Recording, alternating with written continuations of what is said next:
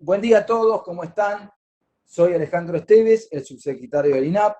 Ya me vieron aparecer en otras oportunidades por el webinar y hoy íbamos a ir a un tema que me pidieron varias personas que me cruzaron en los corredores, que hablásemos sobre el managerialismo como corriente y sobre la tecnocracia como corriente. Así que brevemente vamos a ir a eso hoy. O sea, ¿qué es lo que buscamos cuando hablamos de tecnocracia, de managerialismo? Básicamente lo que buscamos es comprender los fenómenos que uno ve pasar en la administración pública. Entonces lo que buscamos a ustedes con esta charla es decirles, mirá, en la administración pública tenés estos fenómenos. Tenés el problema del managerialismo, que es una corriente de pensamiento, también tenés la tecnocracia, así que vamos a hablar brevemente de eso. Sinceramente les vamos a plantear en un lenguaje lo más claro posible qué son estos fenómenos. Bueno, primero por un punto de partida, vamos a agarrar por el lado de el ser humano, o sea, el comportamiento del ser humano, las teorías. Por favor, muten los micrófonos. Ahí vamos, muten. Puede ser. Escafaro, ¿me escuchás ahí? Te veo peleando con la máquina. No, parece. Sigamos. Bueno. Entonces, ahí está. Ahí el problema de audio solucionó, listo. Bueno, entonces vamos a ir a la primera premisa de la cual partimos. Mi teoría condiciona mi forma de ver y de responder a la realidad. ¿Qué estoy diciendo con esto? Bueno, las teorías son explicaciones relativamente ordenadas que arma el ser humano respecto de cómo funciona algo. Hoy, por ejemplo, estaba en una reunión, hace poquito acá en el INAP, y le decía a la gente, como ejemplo, que hay dos formas de domar un caballo. Por ejemplo, cuando vas a domar un caballo, hay uno que se llama un estilo, una escuela, una tradición, una teoría, que se llama la teoría criolla de cómo domar un caballo. ¿Cómo es esta escuela? Muy sencillo. Si vos le preguntás a la gente que piensa cómo domar un caballo que pertenece a esta escuela, te va a decir lo siguiente: un caballo se doma, se siente el jinete arriba o el gaucho, y le da rebencazos hasta que entienda que fue domado. Es decir, la teoría dice, al caballo se lo doma con un jinete que le enseña cómo tiene que comportarse un caballo, a los rebencazos. Hay otra teoría, por otro lado, que dice, se llama la teoría progresiva de la doma, y la teoría progresiva te dice, al caballo se lo doma tratándolo como si fuera una mascota. Se lo tiene que tratar como si fuera un perro, y poco a poco ese caballo va a ir entendiendo el contacto con el ser humano, y la domesticación surge, o la doma surge de ese contacto, de esa naturalización, de esa incorporación del ser humano a su rutina, etcétera, etcétera. Si alguno lo ve por televisión, hay un gaucho ochoteco, se llama, que cultiva este tipo de... Es decir, esa doma es hacerte amigo del animal, familiarizarte, lo tenés que tomar de potrillito. Vas a ver, si vos preguntás cuánto tiempo toma domar un caballo con doma progresiva, te van a decir 3, 4 años. ¿Cuánto tiempo toma domar un caballo con la otra doma? En 3 meses lo tenés listo. Entonces, para que vean ahora cuál es el efecto de cada uno, muy sencillo. La doma criolla genera un animal que es más resistente al ser humano, como que le tiene miedo. La doma progresiva genera un animal que no tiene tanto miedo. Ahí va.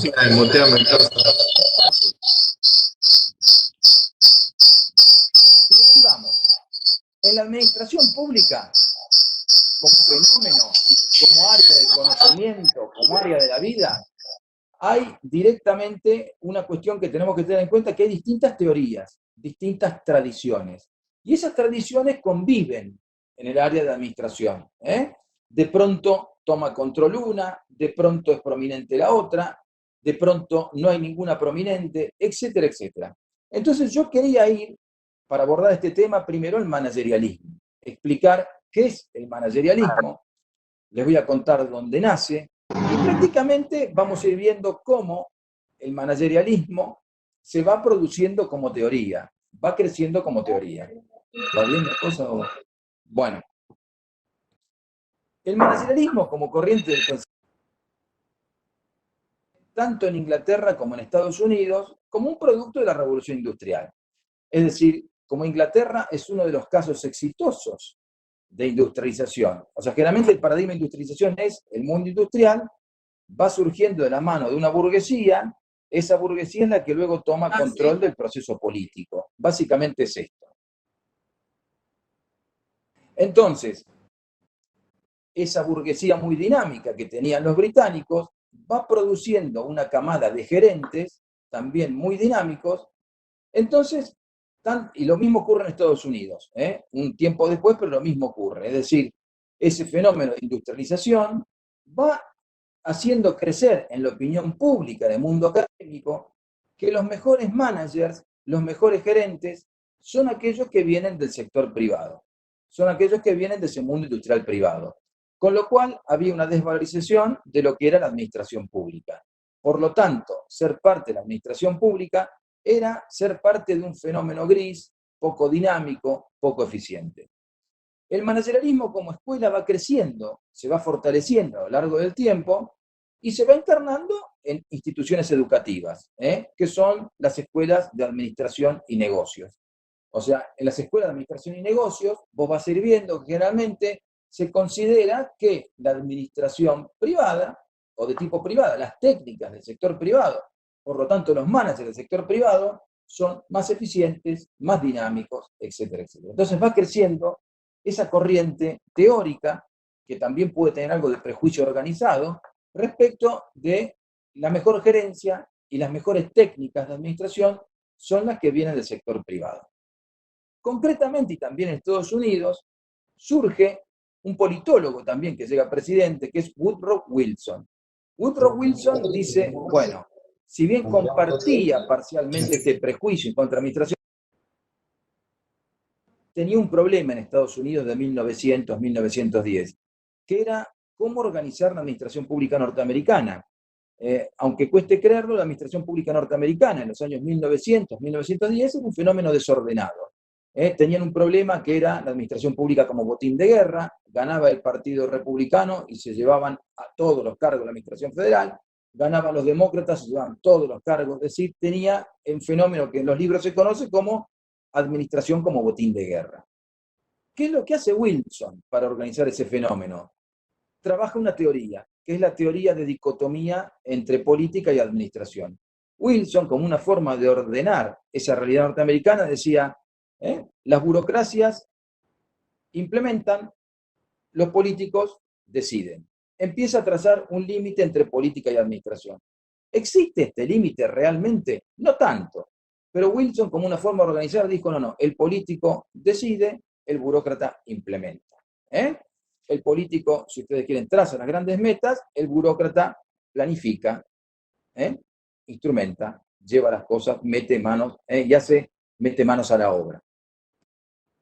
Bueno, Wilson también es el que hace crecer las escuelas de administración pública en Estados Unidos, pero ya el managerialismo había tomado la delantera. Si en la administración, si vos en el mundo norteamericano de 1910-1920 preguntaban dónde están los mejores gerentes, te iban a decir, sin duda, en el mundo privado. ¿Y cuáles son las mejores técnicas? Las que vienen del mundo privado.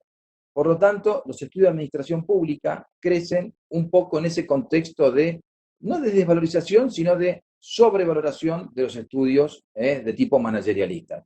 Esa corriente se llama managerialista.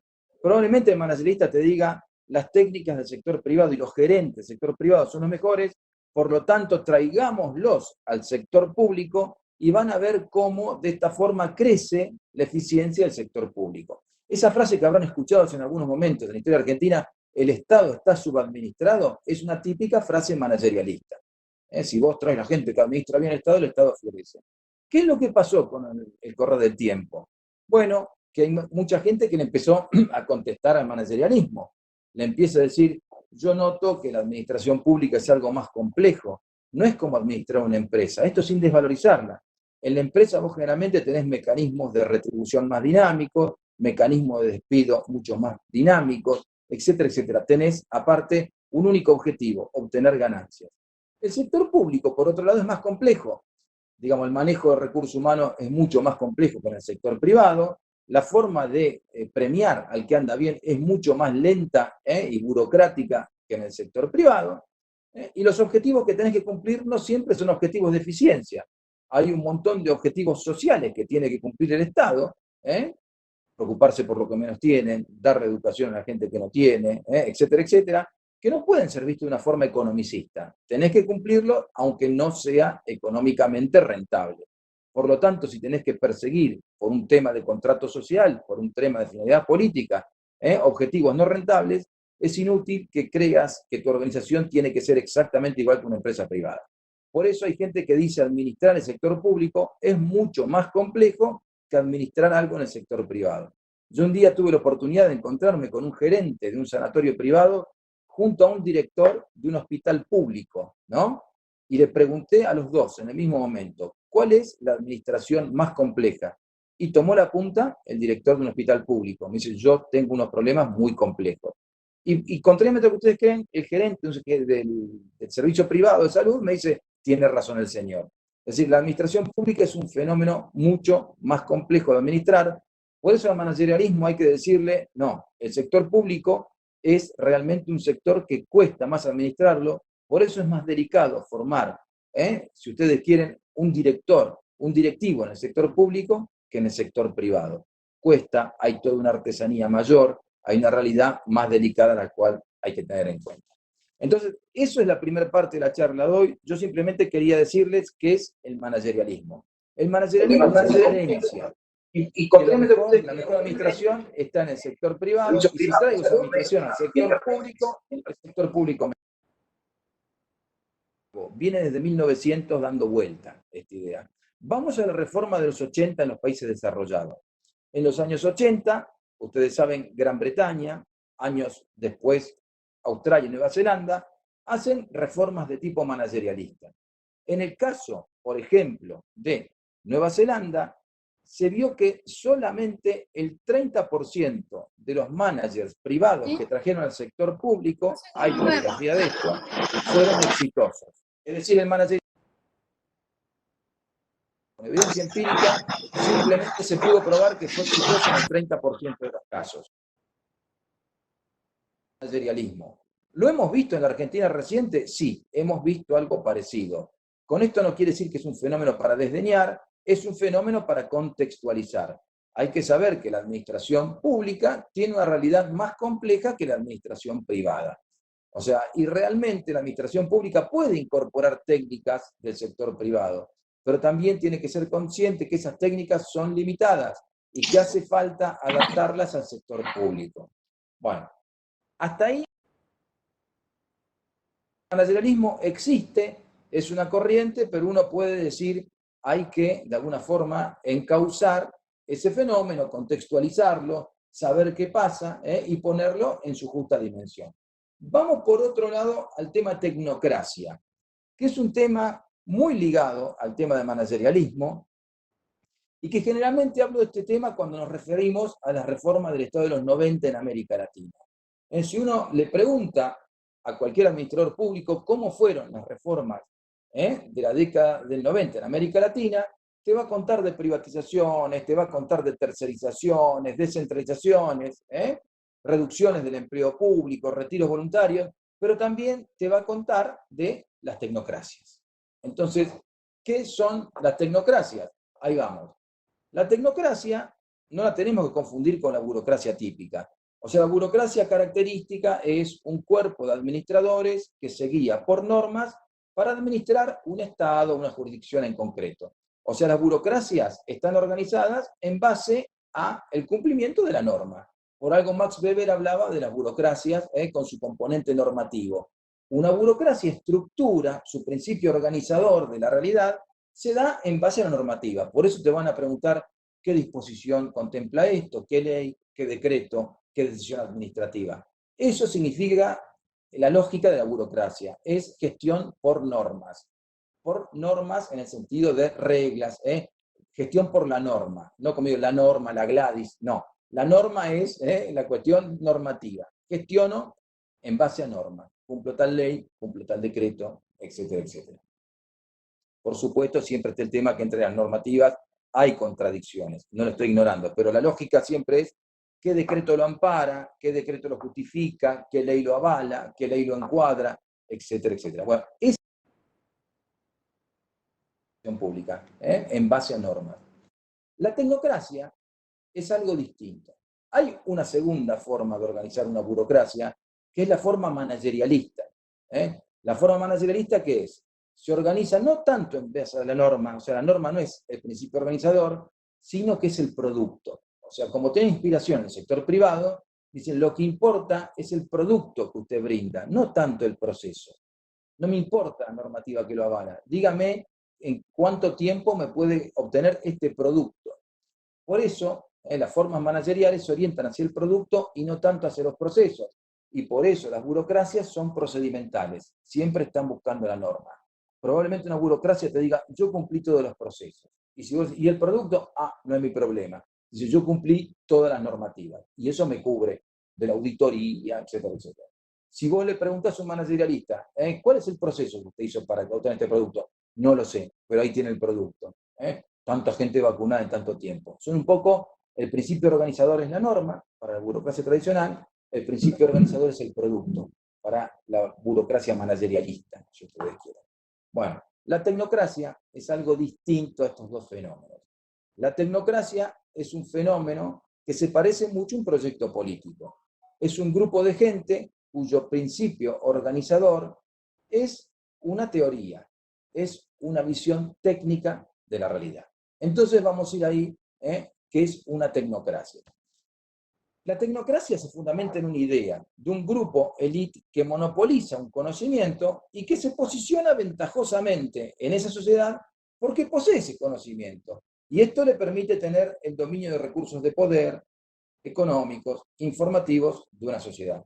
Por lo tanto, ser parte de una tecnocracia vos tenés que demostrar, yo tengo ese conocimiento técnico tan valorado, ¿no? Y me legitimo en ese saber. Soy legítimo porque tengo ese saber. Luego, perdón, vamos a filmar siguiente, la próxima, por favor. Listo. Bueno, entonces vamos. Ahí está, gracias. Entonces, ¿cómo se va conformando la mentalidad tecnocrática? La mentalidad tecnocrática, entonces, de alguna forma, va creciendo a lo largo del tiempo con el pensamiento occidental. Probablemente la primer tecnocracia haya surgido en Grecia, de la mano de Platón. Platón, ese gran filósofo que vivió en el 400 a.C., tenía una teoría que decía, nos tienen que gobernar los que tienen el conocimiento más avanzado, los que tienen las técnicas más avanzadas. En la época de Platón no había notebook, no había celulares. En la época de Platón el conocimiento más avanzado era la filosofía. Para un griego del año 400 a.C., el conocimiento más valorado, más de avanzada, era la filosofía. Por lo tanto, Platón, ¿qué dice? En un momento dice, vamos, tenemos que poner al filósofo a gobernar, porque el filósofo gobernando es un reflejo del conocimiento más avanzado. Bueno, y ahí surge la idea del filósofo rey. El filósofo rey de Platón no es un filósofo que se llamaba rey, sino un filósofo, digamos, puesto a gobernar. Es un experimento que Platón lleva a la práctica en Siracusa, en la ciudad de Siracusa de Italia, era una polis griega, y él, Platón, experimenta con su filósofo rey, su primer tecnócrata en la historia, cómo era gobernar. ¿Qué ocurrió aquí? Empieza a gobernar el filósofo rey, primer mes bien, segundo mes bien, ejemplificando, ¿no? Y el tercero empiezan los conflictos. ¿Cómo termina el primer experimento tecnocrático de la historia que tenemos registrado? Termina mal. Termina en una revuelta popular que terminan asesinando al filósofo rey y Platón tiene que escapar en un barquito hacia otra polis. Es decir, y Platón, años después, cuando revisa en sus escritos esta experiencia, dice, no hay que confiarse tanto en el gobierno de los hombres, en el caso del filósofo rey, traducido para nosotros como un tecnócrata, sino hay que confiarse en el gobierno de las leyes, porque el gobierno de las leyes la pueden aplicar tanto hombres sabios como no. O sea, el viaje de Platón es cuidado con los tecnócratas, cuidado con entregarte solo un saber, más vale que te guíes por criterios más universales y comprensivos, como las normas, porque aplicando las normas podemos gobernar todo, tanto las personas que dicen ser muy sabias como las que no. Pero luego este experimento continúa históricamente. O sea, hay otras formas tecnocráticas. Por ejemplo, que va ligado de la mano del desarrollo de la ciencia y el racionalismo. tanto Bacon en inglés como Henry de Saint-Simon, empiezan a mostrarte cómo ese racionalismo, es aplicar la racionalidad a cómo organizar nuestra práctica cotidiana, va creciendo.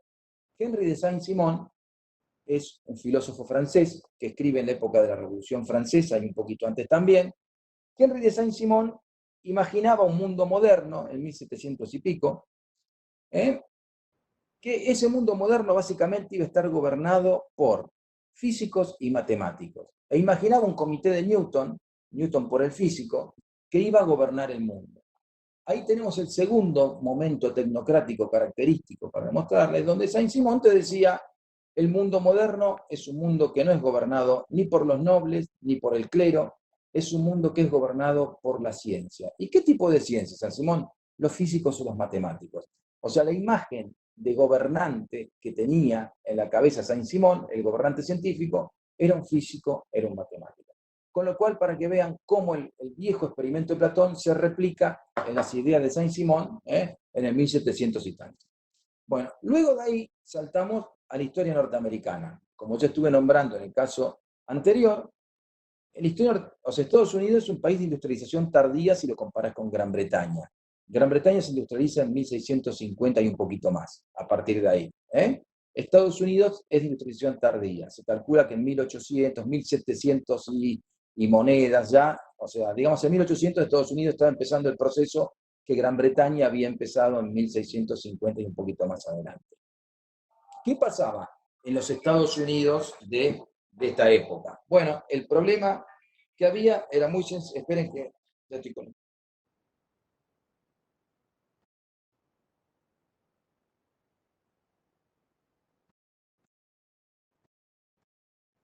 Bueno, ¿qué pasaba en Estados Unidos? Había una idealización de la técnica. En Estados Unidos de 1900 había un espíritu fuertemente tecnológico, es decir, el pensamiento americano asociaba progreso a la posesión de tecnología, asociaba progreso a ese proceso de industrialización, asociaba progreso al ingeniero que era capaz de construir máquinas de vapor, puentes, túneles, ferrocarriles, generar electricidad. Si ustedes le preguntaban a un americano de 1900, ¿qué es el progreso tenía cara de ingeniero. Bueno, ¿qué ocurre?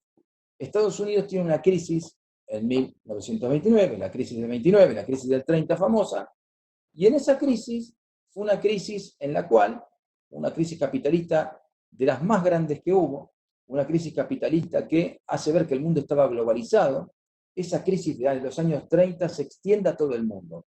Aquí en Argentina lo van a ver como la crisis del 30 nos pega también a pleno. ¿Qué fue la crisis del 30 en Estados Unidos? Básicamente por un fenómeno especulativo con el valor de las acciones, se forma una burbuja financiera que explota, entonces en la economía americana no había dinero suficiente para comprar todos los bienes que había en el mercado, que eran muchos. Entonces eso deprime la economía americana, se calcula que desaparece un 30 a un 40% del PBI americano en ese momento de crisis, y esto deprime todo el capitalismo mundial. En esos momentos de crisis, en ese clima de discusiones que se daban en los ámbitos académicos y no académicos norteamericanos, surge un grupo social que se llamaban los tecnócratas. Y los tecnócratas tenían un proyecto de construir un nuevo orden no capitalista, aunque parezca mentira. Si lo quieren buscar, se escribe technocracy.org. Lo tienen en internet. Los tecnócratas norteamericanos actuales, que son un fenómeno heredado de este punto que yo les hablo, esos tecnócratas decían, el capitalismo actual está entregado a la especulación. Tenemos que gobernar al capitalismo actual de una forma distinta. Tenemos que terminar con el dinero, tenemos que poner a los ingenieros en el poder, y de alguna forma el sueño tecnocrático americano era llevar a los ingenieros al poder, sacar a los capitalistas especuladores y hacer un orden racional. ¿Qué ocurre con este sueño tecnócrata norteamericano de los años 30? Los sectores dominantes norteamericanos, léase la gran burguesía, léase los políticos del establishment, ven una amenaza en este grupo y poco a poco le van bajando el voltaje al grupo tecnocrático. O sea, van diciendo, esto es mentira, predicen cosas que no se cumplen, esta gente tiene un sueño excesivamente racional, o sea, lo van esmerilando, lo van desgastando como vemos que hacen hoy en día con ciertas personas.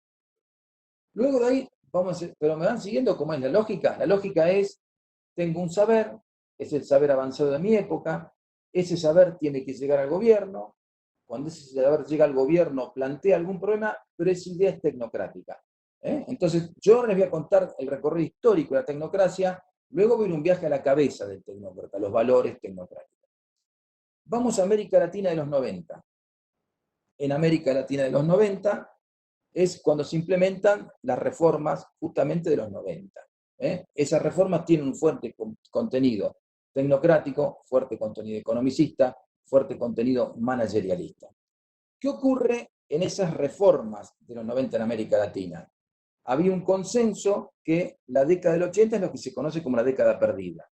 En la década del 80, los países desarrollados no compraban materias primas de los países en vía de desarrollo, es decir, la economía mundial de la década del 80 estaba paralizada. Eso provocó la parálisis de los países exportadores de materias primas como somos los latinoamericanos. Entonces el problema que vos tenías en la década del 80 es que tenías una economía paralizada. ¿Qué ocurre? En los sectores dominantes de América Latina empieza a crecer una teoría que decía tenemos que darle más poder a los economistas. Tenemos un problema de crecimiento cero, hay que buscar el crecimiento en base a lo que nos digan los economistas. ¿Cuáles economistas? ¿Todos? No, no todos los economistas. Los economistas que comparten, si ustedes quieren, los principios de la escuela de Harvard, Chicago. Es decir, había otro tipo de economistas. En América Latina teníamos un tipo de economistas que se llaman economistas del desarrollo. Ese tipo de economistas, si ustedes quieren, después Aldo Ferrer era un ejemplo de ello, o Zurruy era un ejemplo de ello, eran economistas que se preocupaban por lograr el desarrollo. En los grupos dominantes de América Latina, de la década del 80, decían, no, tenemos que buscar economistas de otro tipo, cuantitativos, que piensen como la Escuela de Chicago, Harvard, etcétera, etcétera. O como los organismos multilaterales como el FMI. O sea, enfoques basados en restringir la demanda, o sea, ponen el acento en el orden de las cuentas públicas y no tanto en el desarrollo. Entonces, acá falta alguien que sepa de economía. Que eso es lo que se refleja en lo que se conoce como el consenso de Washington. El consenso de Washington era un consenso entre ese tipo de economistas. O sea, importan que las cuentas cierren, no importa el desarrollo. Se optaba por ese otro modelo, que las cuentas cierren. Entonces, ¿qué ocurre ahí? Si vos le preguntás a cualquier latinoamericano promedio, sobre todo en los países grandes como México, Brasil, Argentina, ¿no? Que es un tecnócrata, probablemente te van a contestar, es un economista. Acá tuvimos uno, en Brasil había otro y en México también había otro. Esos tecnócratas tenían un perfil de fuerte acento en la economía, fuerte acento en cerrar las cuentas. La reforma de los 90 tiene su efecto, se lleva adelante. Básicamente, en el caso argentino, la reforma de los 90 significó un achicamiento de la planta, del nivel del empleo federal de cerca de 1 millón. En 1989 estamos hablando, habría 1 millón de empleados públicos contando hospitales, contando médicos, contando servicio educativo, contando empresas del Estado. Cuando termina el proceso de reforma del Estado argentino, el empleo federal se redujo de 1 millón de empleados públicos a 300.000 en 1997. Es decir, el Estado argentino hizo una reforma, el Estado federal hizo una reforma de cerca del 70% de su planta de personal. El Estado argentino tenía un montón de empresas públicas en 1989. En el año 97 no queda prácticamente una empresa pública de nivel federal. Se trasladaron activos públicos por el valor de 30.000 millones de dólares del sector público al sector privado, con un préstamo del Banco Mundial de cerca de 300 millones de dólares. O sea, cualquier persona que haga un número muy sencillo, con un crédito de 300, transfirieron 30.000 millones, sí. Eso es parte de lo que se dio como reforma del Estado en los 90. Bueno, de esa reforma hay 2 organismos de la administración pública que fueron particularmente moldeados de una forma muy fuerte por estas corrientes tecnocráticas y managerialistas. Esos organismos son 2, AFIP y ANSES. Esos 2 organismos tienen la base del Estado más grande de la Argentina. Bueno, en esos organismos tienen un núcleo normativo fuerte, pero también tienen un fuerte principio organizador de tipo informático. O sea, la AFIP, uno lo ve como organismo, tiene una gran base de datos y un principio organizativo informático muy, muy fuerte. Entonces, poco a poco, este es un fenómeno que ocurre también en los países desarrollados. Las administraciones públicas de los países desarrollados se han ido informatizando prácticamente por completo.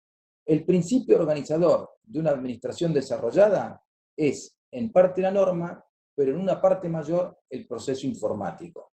Es decir, si ustedes vieron la película de Matrix tiene una teoría que te dice la máquina tomó el control, ¿no? Si ustedes se acuerdan, pobre Keanu Reeves, lo enchufan a una máquina y le sacan electricidad del cerebro. Bueno, esa película te muestra un poco el proceso que ocurrió en la administración pública. El principio organizativo ya no es tanto la norma, sino el sistema, lo informático. Con lo cual, la nueva tecnocracia que estaría emergiendo, adivinen de cuál es. ¿Cuál es? Los informáticos. O sea, la nueva tecnocracia son los informáticos. En las organizaciones públicas vos siempre querés hacer algún cambio y decir, ¿cómo hacemos esto? Alguien de sistema. Traemos un informático. Acá en el INAP tenemos uno que tiene todo ese perfil. Leonardo. Bueno, pero sigamos. Siga Leonardo. Bueno, entonces ese es el tema.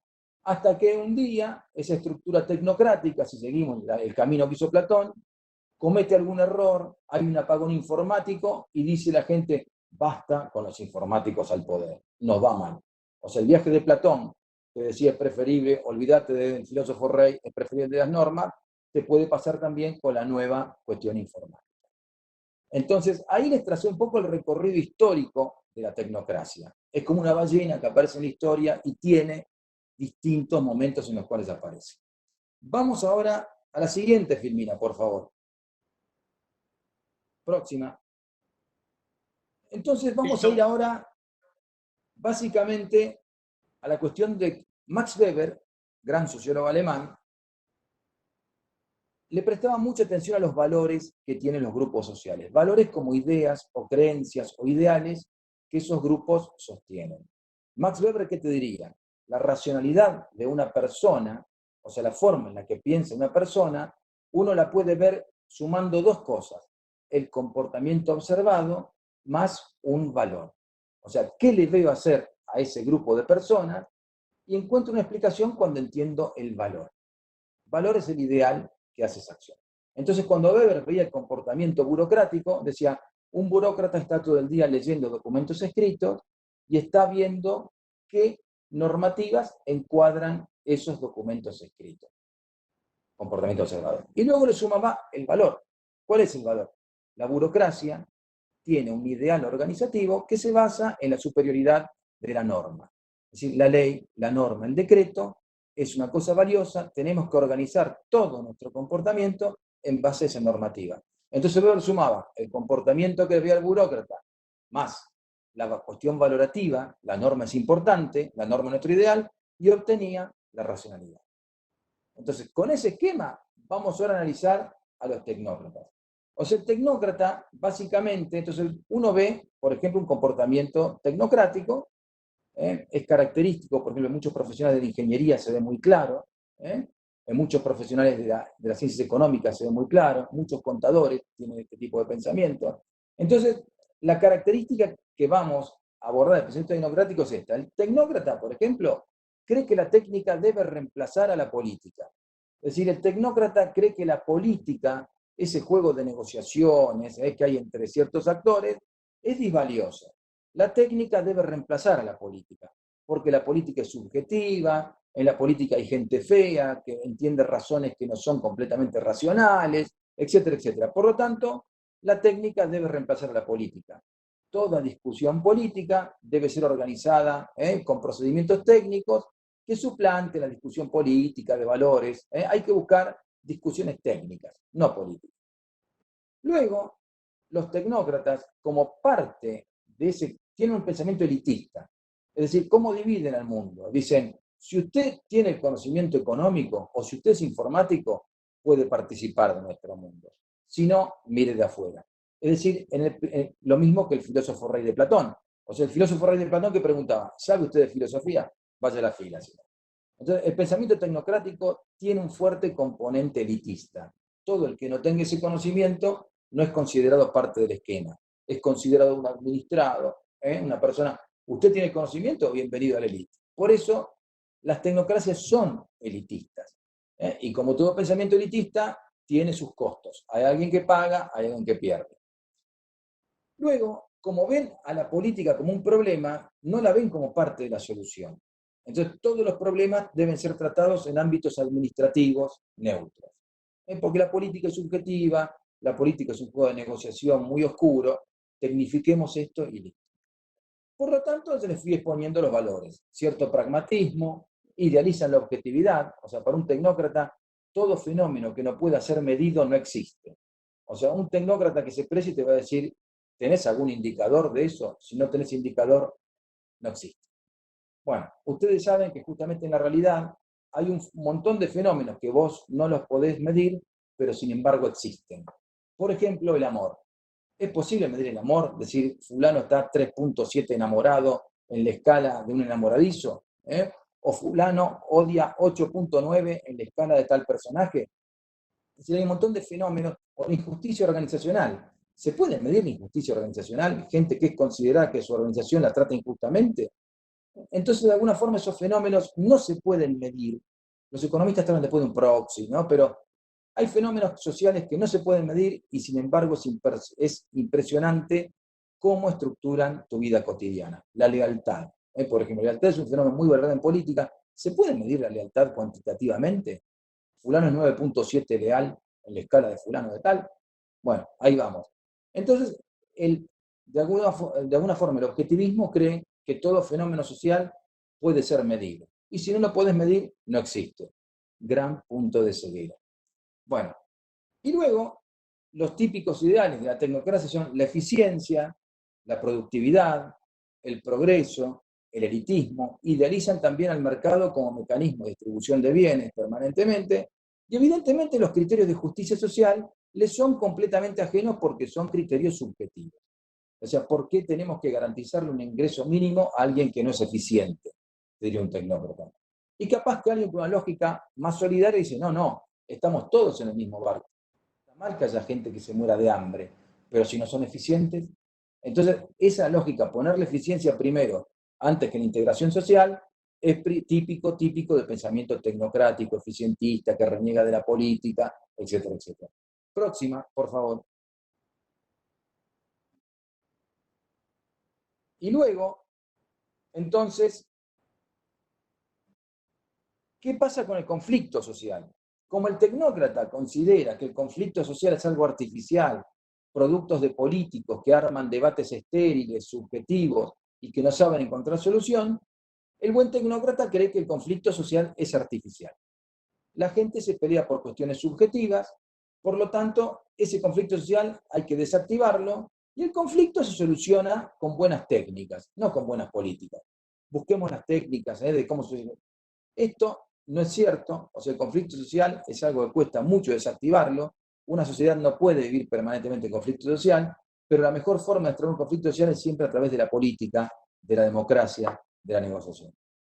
Luego, la tecnocracia también es muy hostil hacia los mandatos de tipo morales. Es decir, los mandatos morales, vengo a luchar por la igualdad, vengo a luchar por tal tema, son completamente hostiles a la tecnocracia. Porque la tecnocracia, no, el valor no es la igualdad, el valor es la eficiencia.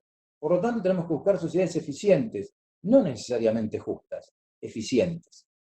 Bueno, y luego, por lo tanto, no hay preocupación por la distribución, no hay preocupación por otros temas que, como están viendo, se excluyen. Ahora, algunos van a decir, mi tío es tecnócrata, ¿qué hago con mi tío? ¿Se lo llevo al INAP? No, retenelo con vos a tu tío. El tema es demostrarle al tecnócrata que hay toda otra forma de ver la realidad, que la política no es un juego oscuro, que la política puede ser democrática, que la técnica puede ser inclusiva y que las sociedades tienen que buscar cierta eficiencia, además de cierta inclusión social. La eficiencia extrema lleva a ciertas sociedades a ser sociedades injustas, que terminan excluyendo a cierta gente. Que este es uno de los grandes problemas del mundo moderno. El mundo moderno es un mundo técnico, pero es un mundo que excluye. O sea, la tecnología destruye trabajo concretamente y genera desempleo y genera un mundo que va a ser inhabitable. Entonces vos lo que tenés que hacer es que la tecnología genere inclusión. O sea, los gobiernos que vayan a hacer progresismo hoy en día tienen que saber que no podés negarte a la tecnología. O sea, nadie va a decir, no quiero más el home banking, prefiero hacer cola en los bancos 3 o 4 horas por día para hacer un sencillo trámite. No, no hay marcha atrás con eso. Con lo que tiene que haber marcha atrás es con el costado del impacto social del proceso tecnológico. O sea, el desafío de los grandes estados hoy en día es cómo hago que el cambio tecnológico no me destroce el mercado de trabajo, no me destroce las profesiones, no me destroce la familia. O sea, por ejemplo, hay profesiones que por este proceso tecnológico, los contadores, por ejemplo, pueden ser perfectamente suplantados por un sistema. Un sistema de liquidación de sueldos, sistemas de liquidación de personal. Entonces hacen innecesario tener un contador. Por eso la idea es cómo hacer que la tecnología sea inclusiva, la tecnología no destruya ciertos procesos humanos que dan empleo a la gente, etcétera, etcétera, sin retroceder. Bueno, y luego, de alguna forma, entonces, ¿yo qué le fui trazando acá? Le fui trazando el proceso tecnocrático. Ahora, ¿cómo, yo voy cerrando la charla ya, para proceder si hay alguna pregunta, ¿cómo hacemos en este mundo tecnocrático que se nos viene encima, o este mundo informático que ya está entre nosotros? Ustedes saben, está viendo el diario de otros días, ya hay más gente que mira su computadora que gente que mira su televisión. Hay más gente que se informa y lee su celular y ya no le presta ninguna atención a las pantallas televisivas. Hay gente que construye su realidad por lo que dicen las redes y no por lo que dice la prensa escrita o televisiva. Entonces, hay un mundo tecnológico que está frente a nosotros, que ya ha aparecido, y es un mundo completamente distinto. Entonces, la forma que uno tiene de procesar ese mundo, es decir, la técnica como elemento organizador es importante, pero la técnica hay que poner en un contexto social, en un contexto de organización humana, en un contexto de inclusión. Cuando ustedes vean la tecnología, cuando la introducís en una organización, generalmente excluye dos tipos de personas: a la gente de mayor edad y a la gente más pobre. O sea, la tecnología de alguna forma te divide cualquier grupo humano en dos. Los que están adentro de la tecnología entienden y los que no. Y los que tenemos algunos años ya sabemos, por ejemplo, los adultos de mi edad, nos peleábamos con el celular y no sabemos manejarlo por completo, mientras que yo lo veo por mis hijos adolescentes, lo manejan intuitivamente. Eso es para que vean, de cambio tecnológico lo estamos sufriendo y lo vamos a sufrir todos. ¿Cuál es la forma de salir de esta encerrona tecnológica? Es tener una preocupación permanente, tecnología con inclusión social. Bueno, y para cerrar, ¿cuál es el problema con la tecnocracia? El problema con la tecnocracia no es negar que es un fenómeno que exista. Es un fenómeno que existe y es un fenómeno prácticamente inevitable. El tema es que no hay que dejar que las tecnocracias tomen el control del proceso social, que las tecnocracias tomen el control del proceso político.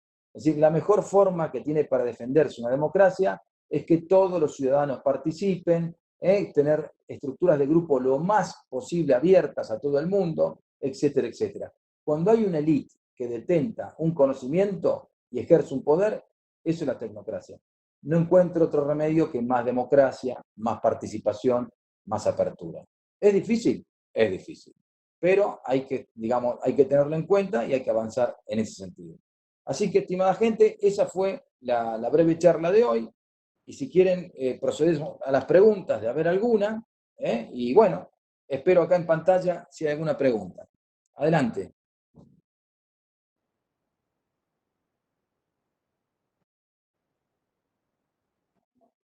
Bueno, sí, hay una pregunta que me hacen respecto de si las tecnocracias son un fenómeno histórico. Sí, las tecnocracias son un fenómeno histórico. Ustedes recuerden cómo yo les fui trazando, ¿eh? Pasamos de Platón, pasamos al racionalismo europeo en la etapa de la Revolución Francesa, pasamos a los ingenieros en Estados Unidos, pasamos a los tecnócratas en América Latina en los 90. Sí, las tecnocracias son un fenómeno histórico y tienen una forma recurrente de aparecer en la historia. Ahora, las tecnocracias de alguna forma terminan constituyendo un proyecto político. Una tecnocracia es un proyecto político, que es organizar una sociedad en un momento determinado en base a una teoría. Si ustedes le preguntan a los tecnócratas americanos, ¿qué te hubieran dicho? Hay que organizar la sociedad en base a la ingeniería. Le preguntaba a Saint-Simon, tenemos que organizar la sociedad europea de su época en base al conocimiento científico-matemático. Les preguntabas a la gente que estaba en la década de los 90, tenemos que organizar nuestra realidad en base a los principios económicos de una teoría de los economistas. Por eso en la década del 90, si uno pregunta a un tecnócrata argentino característico, es muy probable que alguien te responda el nombre de Domingo Felipe Cavallo, para que vean. Es típico de una época. Había una lógica de organicemos esto de una forma eficiente, en base a criterios económicos, etcétera, etcétera. Bueno, vamos a ver si hay otra pregunta. Acá. Adelante. Esperen.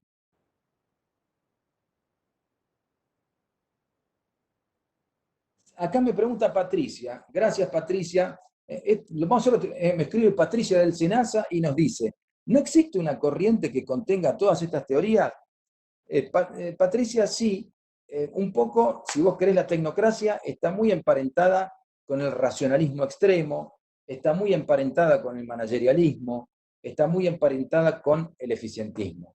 Hay un autor alemán, Jürgen Habermas, que hablaba de la racionalidad instrumental. La racionalidad instrumental es un tipo de racionalidad que se preocupa más que nada por los instrumentos, no tanto por los fines.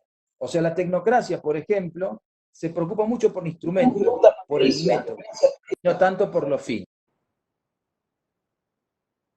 La tecnocracia está muy emparentada con la racionalidad instrumental, como fenómeno grande, pero puede ser racionalidad instrumental, economicismo, eficientismo, etcétera, etcétera. Cuando ustedes vean que una élite dice, hay que organizar esta sociedad en base a mi conocimiento, ese es el ABC de una tecnocracia. Probablemente haya que responderle, las sociedades se organizan en base a los consensos democráticos y no en base a consensos científicos.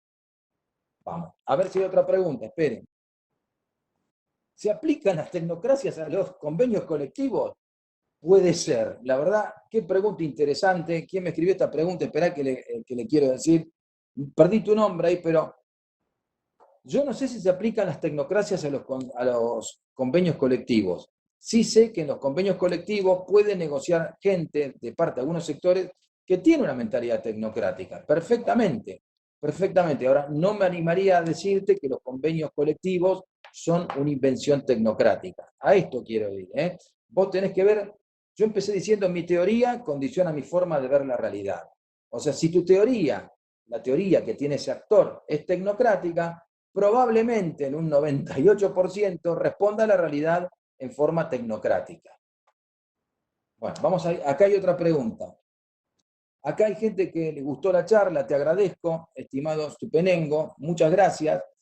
Dice, ¿cómo hacemos para fortalecer el Estado en una organización que sufre síndrome? Gracias, Stupenengo. Ahí Stupenengo me hace una pregunta que es un halago. Yo hace un tiempo atrás escribí algo que se llama el síndrome del sobreviviente. ¿Qué es el síndrome del sobreviviente?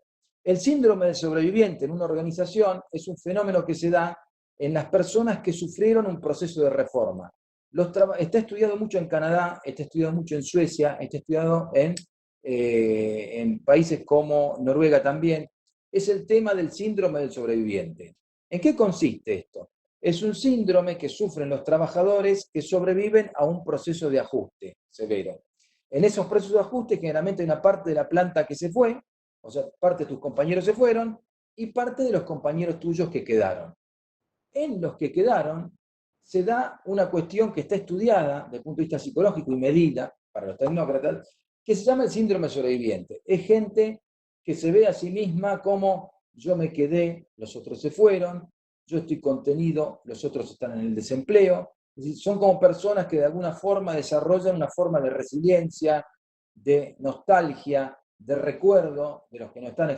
Eso se conoce como el síndrome sobreviviente.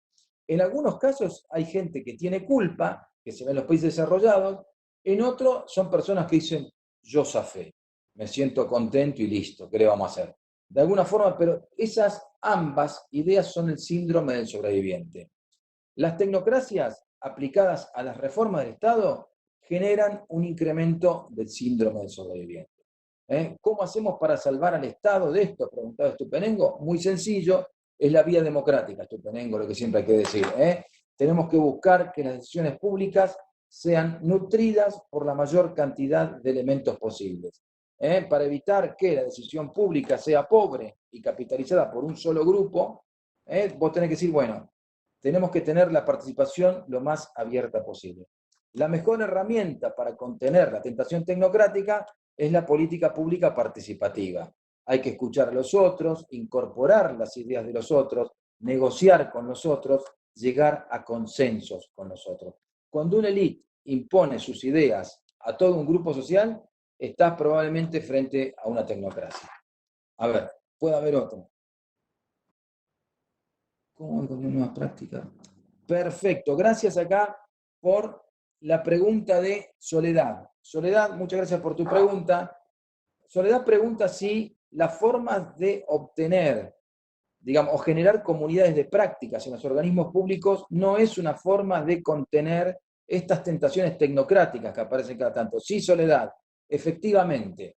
Digamos, ¿qué es una comunidad de práctica? Una organización pública tiene un montón de gente que trabaja y le dedica su vida a esa organización pública. Esa organización pública tiene un conocimiento que está distribuido entre toda esa gente y no solo entre esa cúpula. Las comunidades de práctica, ¿qué creen? Las comunidades de práctica dicen, la gente tiene un saber.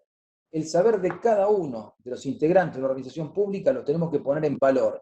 ¿Y cómo lo hacemos? Creando comunidades de práctica. Nos juntamos todos los que tratamos un tema en una organización y nos ponemos a reflexionar cómo solucionar ese problema, cómo mejorarlo, cómo tratarlo. Las comunidades de prácticas son búsquedas de consensos, de aprendizajes colectivos en las organizaciones.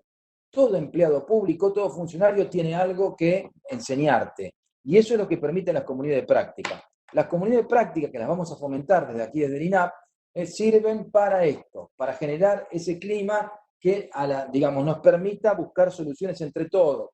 Cada uno de ustedes sabe algo importante. Pero ¿cómo hago para que eso llegue? Que se pongan en contacto con el otro, busquen sus consensos, den su mensaje, nos hagan escuchar, busquemos comunes denominadores. Probablemente la solución mejor sea la que venga de escuchar a todo el mundo posible. A ver, acá tengo otra pregunta. Bueno, también les quiero remarcar que acá en el INAP vamos a impulsar el tema de las comunidades de práctica, vamos a traer un experto nacional de primer nivel de la provincia de Neuquén, que es Gustavo Giorgetti, quien nos va a dar una serie de charlas en el webinar y en los cursos de INAP también sobre cómo hacer funcionar las comunidades de práctica. Así que, por favor, si te gustó este webinar, míralo a Giorgetti y mirá el resto que viene, porque de ahí les vamos a enseñar cómo armar una comunidad de práctica, cómo poner en valor el conocimiento de cada funcionario público, cómo hacer organizaciones inteligentes, a eso queremos decir. Nuestros ministerios, nuestros organismos en la administración pública son inteligentes si sabes hacerlo funcionar. Es mentira que los ministerios son un templo, digamos, a la cuestión congelada. No, si uno abre las puertas a las prácticas que estamos abriendo, comunidades de práctica, aprendizaje organizacional, van a ver cómo nuestros ministerios, nuestras organizaciones públicas se transforman en lugares más inteligentes que buscan soluciones entre todos, en la medida de lo posible, por supuesto. Y luego tengo una pregunta más acá.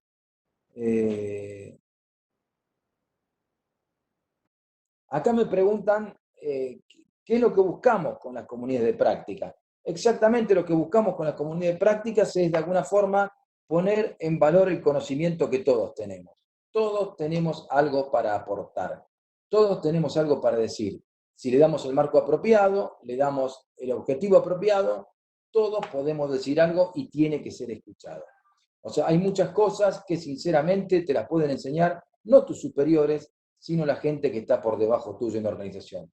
La mejor solución es la que viene de esa deliberación.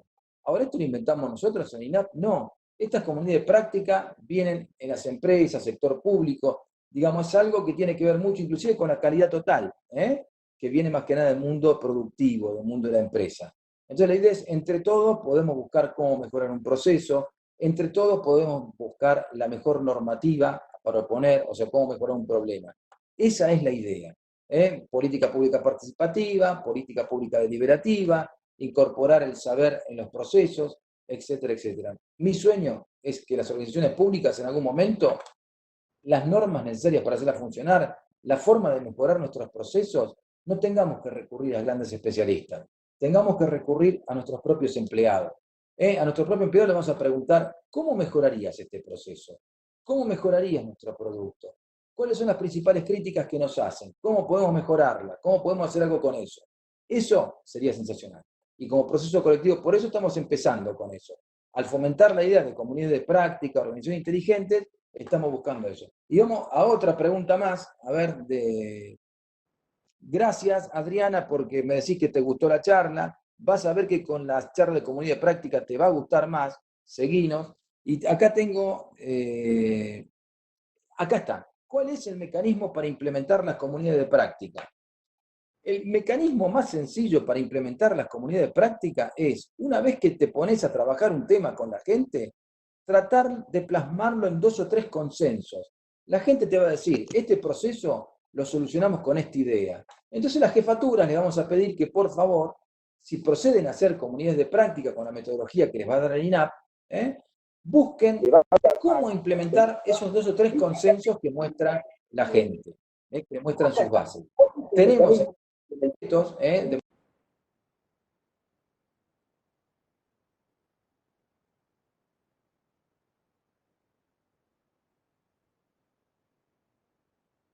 y ustedes saben, se hace camino al andar. O sea, vamos a empezar con esta comunidad de práctica y luego vamos a ir transmitiéndole casos exitosos, etcétera, etcétera. Pero la idea es, frente a los procesos de la administración pública, podemos buscar una mejora colectiva, una mejora en grupo de esos problemas.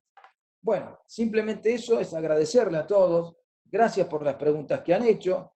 Vamos a seguir con estos ciclos y es muy importante contenerlos a ustedes, contactarlos. Así que escríbanos, el INAP está abierto a lo que ustedes escriben, oriéntennos respecto a qué curso están necesitando. O sea, de la misma forma que pensamos armar comunidades de práctica para organismos concretos, esto también puede ser una comunidad de práctica. Armemos una red, sugieran ideas, háganos llegar horizontes, muéstrenos desafíos, que nosotros en la medida de lo posible les vamos a contestar. Desde ya, mil gracias, buen día y seguimos en contacto. Chao.